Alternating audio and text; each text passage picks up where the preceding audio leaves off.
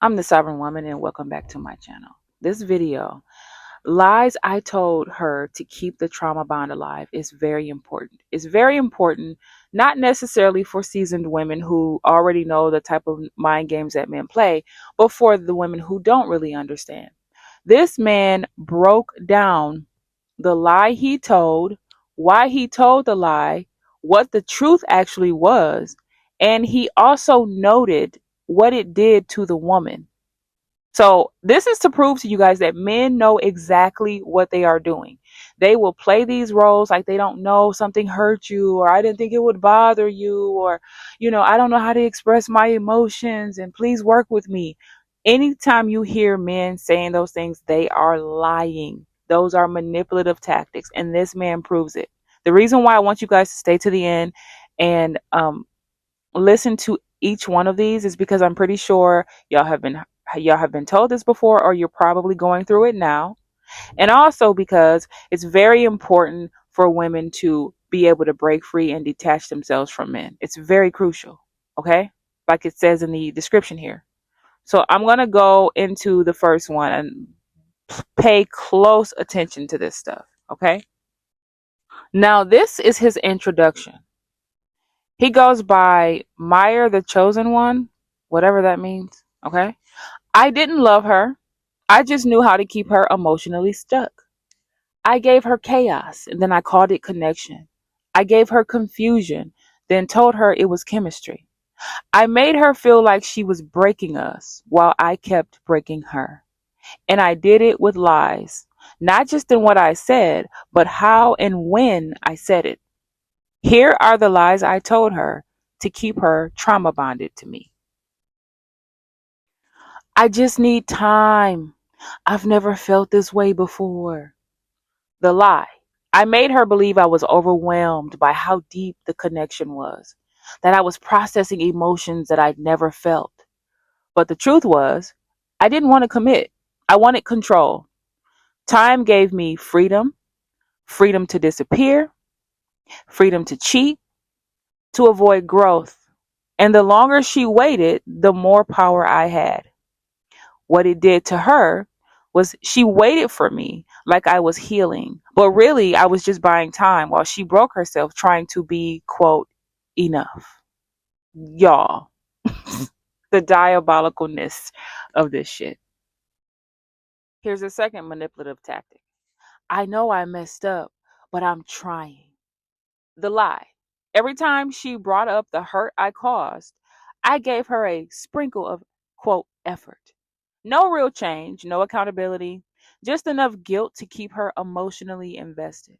The truth was, I wasn't trying. I just knew that if I sounded broken, she would stop expecting me to act healed. Oh my God. What it did to her.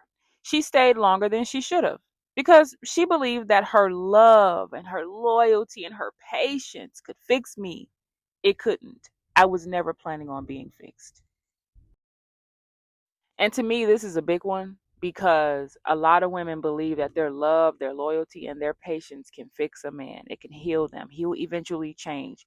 And that leads to so many women wasting years, sometimes a decade or more, decades of their lives, all for it to go down in flames and you've wasted your time. And that man is going to move on to a woman that isn't broken. They will break you and then be unattracted to you because you're broken. That's how their minds work. So if you're in a situation like this, you need to get out. Your patience, love, and loyalty is not going to fix these men. It just won't. It never will, and it never has. You're the only person that I've ever opened up to like this. The lie. I mirrored her vulnerability so she'd feel emotionally chosen. So she'd believe the bond was sacred, something that she couldn't walk away from.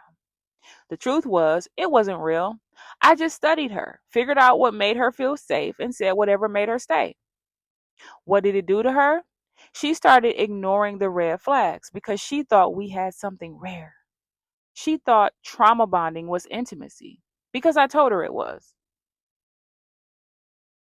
I love you. I'm just not good at showing it. This is my one of my favorite ones. The lie. It made her question her expectations. It made her feel like asking for the bare minimum was too much. The truth was, I knew how to show love. I just didn't want to give it to her. Not consistently, not without control, not without pain. What did it do to her? She started over giving just to feel seen. She started justifying the distance. She called it growth when it was really emotional starvation. Here's another one. I shut down when I'm hurt. That's why I go silent. The lie is that I blame my silence on trauma, on past pain. I made myself the victim, even after causing all the damage. But the truth was, I went silent to punish her, to destabilize her, to make her beg for a connection that I had full control over. What it did to her. She apologized for things that she didn't do. She reached out first every time. And she started believing she was too much just because I refused to communicate. I'm trying to tell y'all, these men know exactly what they are doing. If you are in a situation like this, you need to get out. This is a narcissist. I promise you. You're overthinking again. It's not even like that. The lie is every time she got close to the truth, I flipped it, made her feel paranoid, insecure, and needy. The truth was, she wasn't overthinking. She was finally thinking clearly, and I couldn't afford for her to trust her instincts. What did it do to her? She started doubting herself. She ignored her intuition, and she became easier to manipulate because she thought she was the problem. See? That overthinking, that gaslighting, that's what we call gaslighting. This was a gaslighting tactic. And almost every man on the planet does this, even the so-called good ones. I'm here to let y'all know. Like this is gaslighting at its finest. Here's another one. No one has ever made me feel the way you do. The lie is I said it after hurting her. I said it to pull her back after she started to walk away. I used her soft heart against her. The truth was, it was manipulation disguised as love. I didn't feel anything deep. I just knew exactly what to say to make her stay. This is what it did to her. She mistook pain for passion. She called the cycle chemistry. And she stayed in something that was slowly destroying her spirit. These men know exactly what they're doing, y'all. So then he says at the end, every lie I told her wasn't just to keep her around. It was to make her believe that the pain I caused had meaning, that her confusion was love, that the silence was healing, that the trauma was growth. And that is how I kept her trauma bonded to a version of me that never really existed. And this is exactly why women need to understand that love does not hurt. Okay? Love is not pain. All these other quotes that we've been told, the song lyrics, a piece of a man is better than having no man at all, and all this other stuff. None of this is real. None of that is the way your life is supposed to be. It is not supposed to hurt to love someone. The only hurt that should come from loving someone, in my opinion, is after they die. And like you're no longer, with them anymore. And because they treated you so well and you just miss them so much. If it ain't that, then it ain't what it's supposed to be. They have primed our minds since we were little girls to accept BS. Watching certain movies, it they have these characters that always forgive men, and it primes our minds to believe that we're supposed to give them second chances and third and fourth and 11 chances, and love is pain and love is suffering and all that. No, it's not. And this is why women waste their time, waste all of their good years trying to love a man only to, get to her 40s or 50s or whatever and realize you all you did was really just threw your life away. You literally wasted half of your life. That is literally all you've done. And it's unfortunate that women have to go through this in order to still come to the same conclusion later on in life.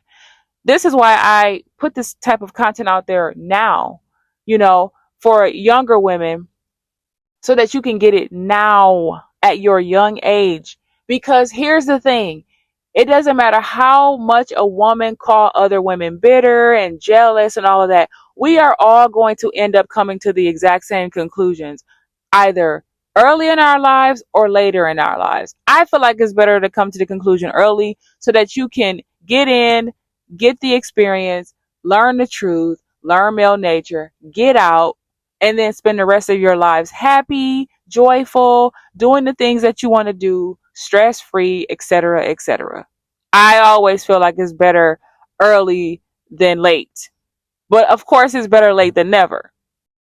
So, like I said before, this is why I do this type of content, because I want to reach the younger women so that they can keep their eyes open for what's really out there and they can make better informed decisions. But anyway, that's all I got to say about this for now. Make sure you hit subscribe if you have not. Like, share, comment. Let me know what you guys think. And I will catch you guys in the next video. Bye. All together, girls. 1, 2, 3. These men on the internet. They don't know what they want, but they will see what they can get. Oh, go and waste your one and only precious life while pretending not to have a full receding hairline. So keep your eyes on his hairline and your hand on your drink. For all you know, he is a psychopath. He'll leave you on red and he won't care